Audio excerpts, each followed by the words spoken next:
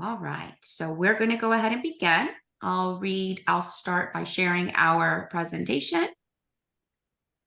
putting it in present mode. All right, hello everyone. Our chapter was chapter 12, Establishing Long-Term Relationships for Collaborative Ethnographic Research. The author of this chapter was Cassie Lynn Smith. In our group, it's Amalia Cervantes, and we have also two other members. Would y'all like to introduce yourselves? I'm Stephanie Salinas. My name is Lupita Zuniga Hernandez. Perfect.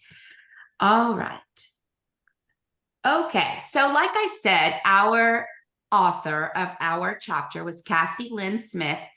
And I wanted to make sure that I emphasized Cassie in the introduction simply because she inserted herself into a community of Mexican people, being a white researcher. And so whenever we think of ethnographic research, we want to say like, well, how is it that you're able to, collect data and talk about this kind of research when you're not even this kind of person, right? But she does a really good job explaining how she's able to embed herself into this community. And as a result of some of the strategies that she talks about in this chapter, she is able to successfully provide some data about what it is that she is researching. So with that being said, she is a white researcher who lives and works with research community in Austin, Texas. She does her research on Mexican American arts educators and how they respond to social and political issues. She conveys how relationships are built within the community. Okay, her aim is to shed light on not only the necessity of collaborating for engaged and engaging research, but also to how to be a perpetual learner. She wants to be able to evaluate the feedback that she gets and also answer the one question that she focuses on a lot is research for whom? All right, so through collaborative ethnographic methods, there are ways in which a researcher might work toward developing trusting relationships, sharing information, and recognizing the value of the people that collaborate and their expertise, and as well as their ability to participate in research as co-equals, which is also an important fact. Okay. All right. Stephanie. Next slide.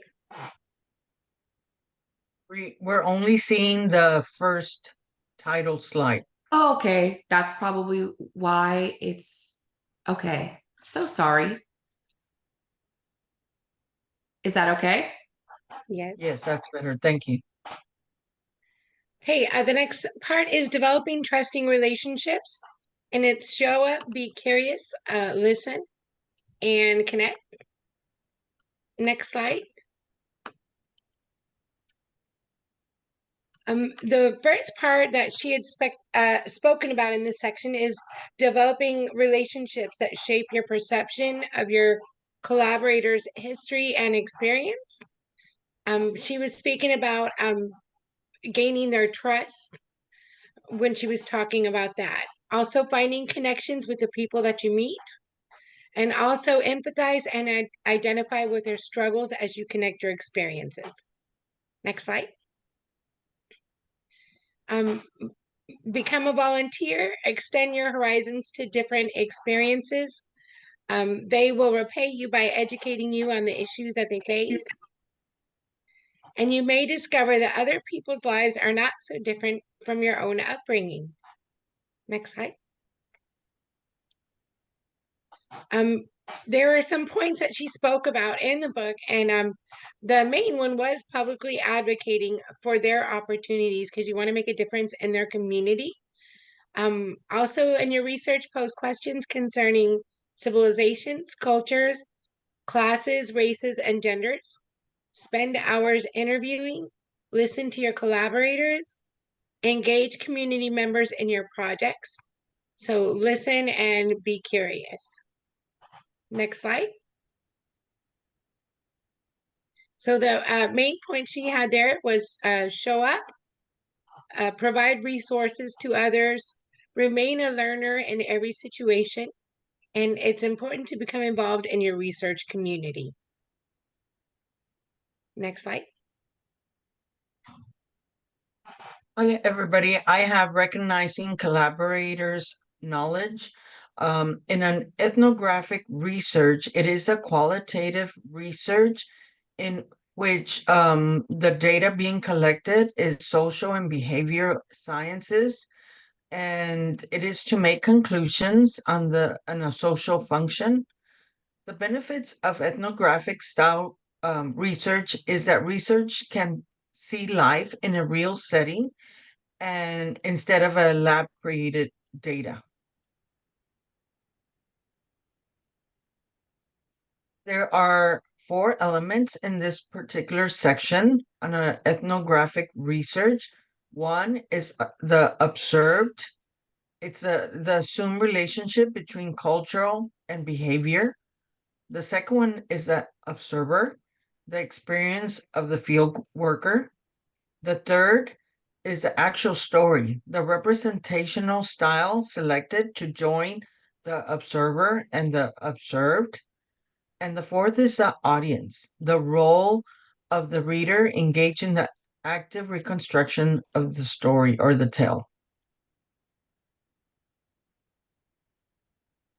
In Austin, she says that she began her research as co-observer with her colleagues and friends as she witnessed and analyzed the process and relationship of power as they took place in the city.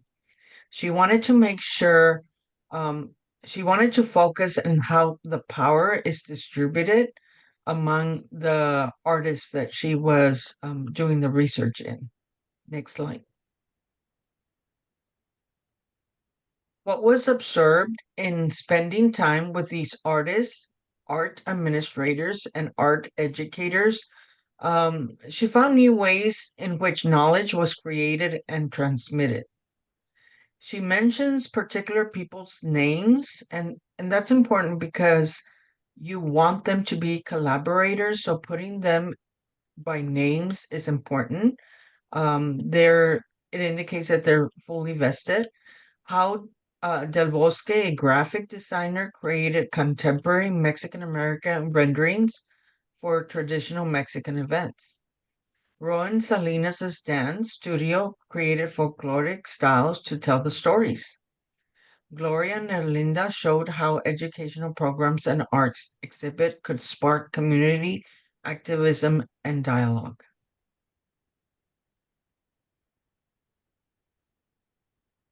I like this quote, and it says creative practices come about in a particular historic, political, and social moments, and that at times of disparate cultures coming together, artistic productions in sites of unequal power distributed can become politically charged because different actors have unequal chances to make their voices heard. The arts is a very powerful means, and when people don't have voice, this becomes their voice.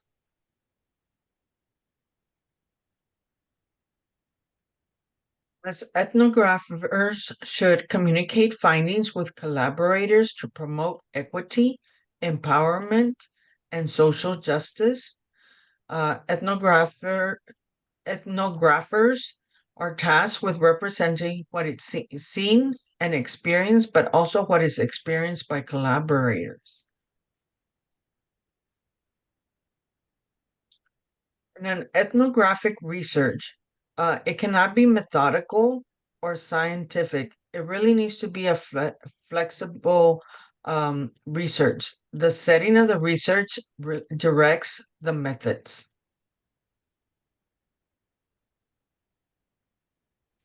All right. And so now we start with my section, which was titled Public Scholarship, Sharing Information and Embracing Feedback. One of the key parts that she talks about throughout this section is just the importance of collaboration. And so with that being said, I want you to know that collaboration ethnography is an approach to ethnography that deliberately and explicitly emphasizes collaboration at every point in the ethnography process. So you have to remember to include as many community members throughout those research stages. So with that being said, Cassie put herself into her community. She worked for the education department of this Mexican arts center. She was also on the advisory board with this ethnographic research working group. And there she wanted to talk to them and discuss with them what it is that they'd like to learn from this study. So she took their opinions, their questions, and she kind of geared her research towards that. She also did do a lot of reviewing the data collection tools, and she got feedback from those board members. So it is our location on the ground that puts us in a position to see people not simply as passive reactors to and enactors of some system, but as active agents in their own history. Some important things that I realized after reading this section was that some of the challenges that they have when they're writing this type of research is pushing back and the collaborators pushing back. So, going back and forth.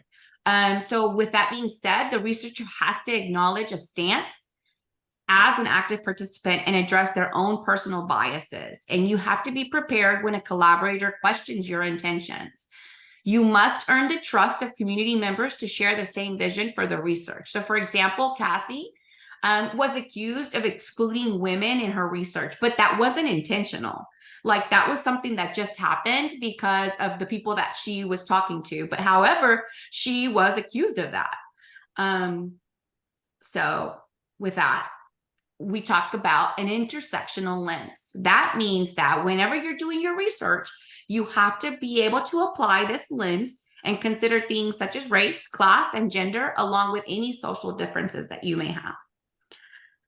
One of the things that she talked about was the long-term relationships that she's had with collaborators. And I think that she emphasizes this a lot because she embedded herself into the community with the Mexican Americans, she was able to say that she had this long-term relationship with them that built her trust, that she was able to give them feedback and take that feedback and use it and apply it to her research. So one of my partners said that, it just this is a product as an extension of field work and not just a picture of past events. We have to focus on the reality of power structures, historical context, local politics, and how the social positioning influences our experiences. So like I said, she got to know the community, she understood what happened, and she also understood the implications of the events and her project. And she found the support that she needed to continue the research.